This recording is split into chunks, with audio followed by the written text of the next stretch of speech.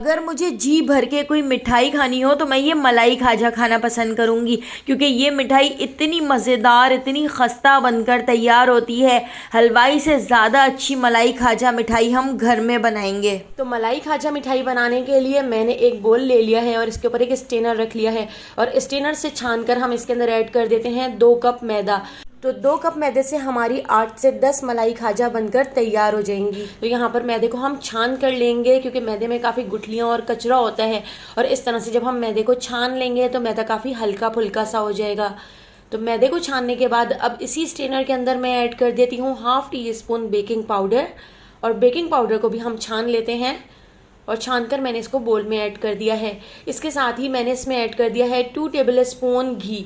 तो असली घी में आप ये मज़ेदार सी मिठाई बना के तैयार कीजिएगा। घी ऐड करने से मलाई खाजा बहुत ही ज़्यादा खस्ता बनकर तैयार होगी। तो अब मैं इसके अंदर थोड़ा थोड़ा सा पानी ऐड करती जाऊंगी, और हम इसका एक सॉफ्ट मीडियम सा आटा गूंद कर तैयार कर लेंगे। स्टेप बाय स्टेप ये बहुत ही मज़ेदार सी रेसिपी आप फॉलो कीजिएगा। बहुत ही मज़ेदार आपकी भी मलाई खाजा घर में ही बनकर तैयार हो जाएगी। तो यहाँ पर मैंने इसका एक मीडियम सा आटा गूंद के तैयार कर लिया है, जो ना ही तो बहुत ज़्यादा सॉफ्ट है और ना ही बहुत ज़्यादा हार्ड है। तो इस तरह का आटा आपने इसका गूंद कर तैयार करना है। तो अब मैं इसके ऊपर लगा देती हूँ थोड़ा सा घी। तो इस पूरे पेड़े के ऊपर हम अच्छी तरह से घी लगा देते हैं, ताकि इसके ऊपर लेयर ना जमे। और घी लगाने के बाद हम इसको अच्छी तरह से इस तरह एक बार और नीट कर लेते हैं, और इसको मैं ढककर तकरीबन 1 घंटे के लिए छोड़ देती हूँ। तो मैंने यहाँ पर इस तरह से एक कपड़ा ले लिया है, और कपड़े से हम इसको ढककर छोड़ देंगे। इतनी देर में हमारा आटा बहुत अच्छी तरह से सेट हो जाएगा। तो आटे को ढककर मैंने तकरीबन 1 घंटे के लिए छोड़ दिया था।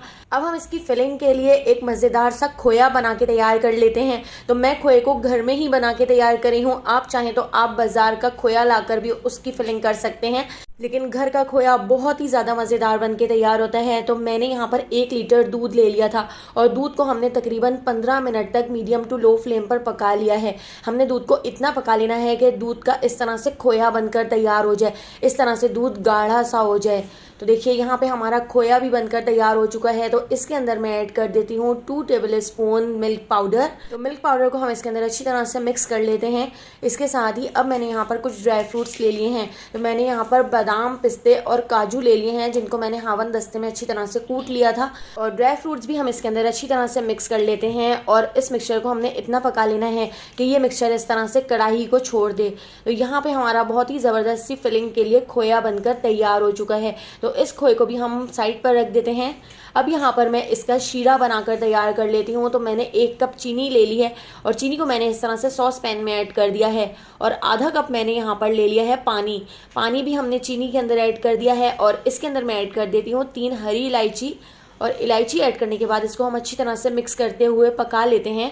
तो हमने इसकी कोई चाशनी 1 तार की या 2 तार की नहीं बनानी है, बस हमने इसको इतना पका लेना है कि चीनी पानी के अंदर अच्छी तरह से डिज़ोल्व हो जाए। और डिज़ोल्व होने के बाद बस 1 बॉयल आने तक मैंने इसको और पका लिया है। और थोड़ा सा हम इसके अंदर लेमन जूस भी ऐड कर देते हैं। इस तरह से हमारी मलाई खाजा के ऊपर चीनी की लेयर नहीं जमेगी, चीनी के क्रिस्टल्स नहीं जमेंगे। तो देखिए यहाँ पे हमारी चाशनी यानी कि हमारा यहाँ पर शीरा भी बनकर तैयार हो चुका है। तो इस शीरे को भी हम साइड पर रख देते हैं। तो खोया भी बनकर तैयार हो चुका है, चाशनी भी बनकर तैयार हो चुकी है, और यहाँ पर आटा भी हमारा सेट हो चुका है। अब मैं इस आटे को एक बार और अच्छी तरह से नीट कर लेती हूँ, ताकि ये और अच्छी तरह से सॉफ्ट हो जाए। और एक बार नीट करने के बाद अब मैं इसके 2 छोटे छोटे से पेड़े निकाल लेती हूँ।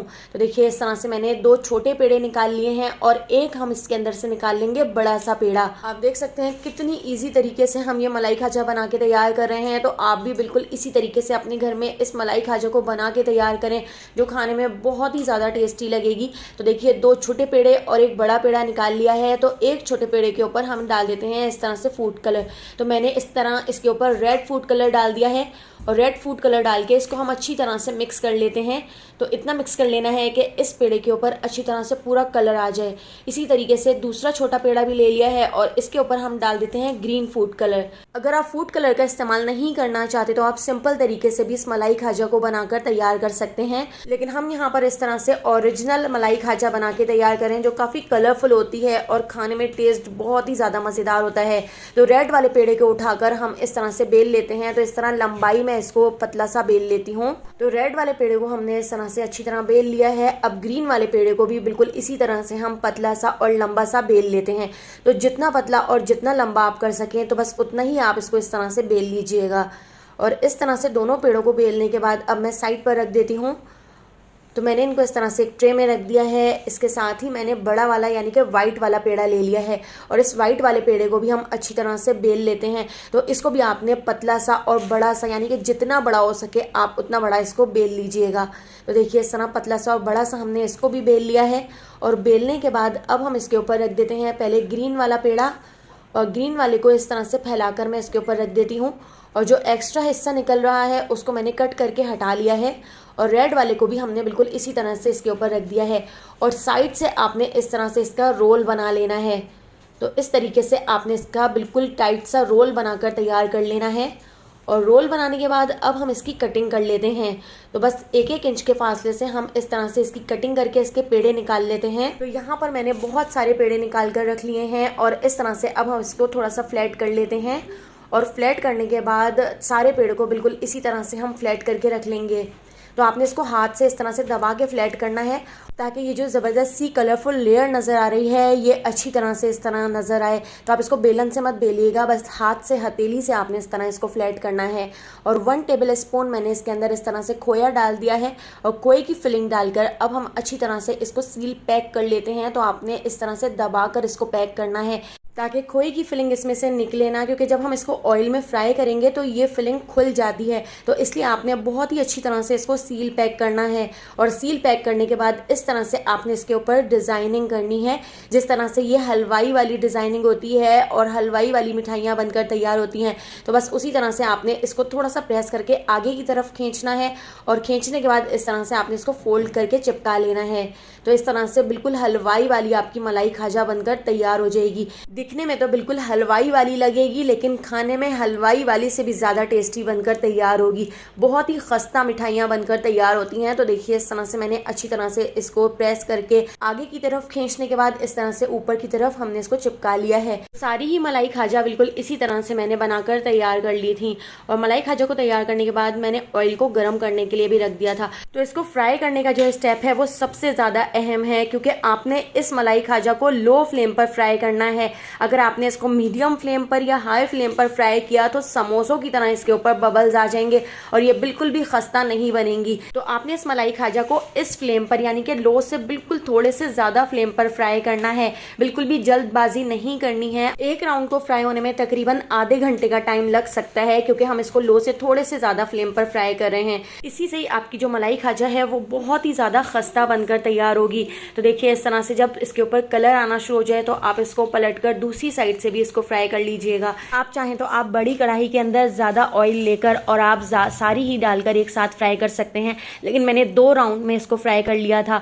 तो इसको फ्राई करने के बाद अब मैंने इसको डाल दिया है शीरे के अंदर और हमने शीरे के अंदर डालकर इसको तकरीबन 10 मिनट के लिए शीरे में छोड़ देना है। तो इस तरह से हमारी यहाँ पर बहुत ही मज़ेदार सी मलाई खाजा बनकर तैयार हो चुकी है। तो इसको अब हम कर लेते हैं डिश आउट। तो अगर आपको मलाई खाजा की ये मज़ेदार सी रेसिपी पसंद आई हो तो लाइक, शेयर और सब्सक्राइब करना बिल्कुल भी मत भूलिएगा। फेसबुक, टिकटॉक या यूट्यूब पे देख रहे हैं तो मेरे चैनल को फॉलो ज़रूर कर लीजिएगा। वहाँ पर भी मैं डेली बहुत ही मज़ेदार सी रेसिपीज़ शेयर करती रहती हूँ। तो यहाँ पर मैं आपको तोड़ के दिखाती हूँ, देखिए कितनी खस्ता मलाई खाजा बनकर तैयार हुई है। तो आने वाली वीडियो तक मुझे दीजिए इजाज़त। अल्लाह हाफ़िज़।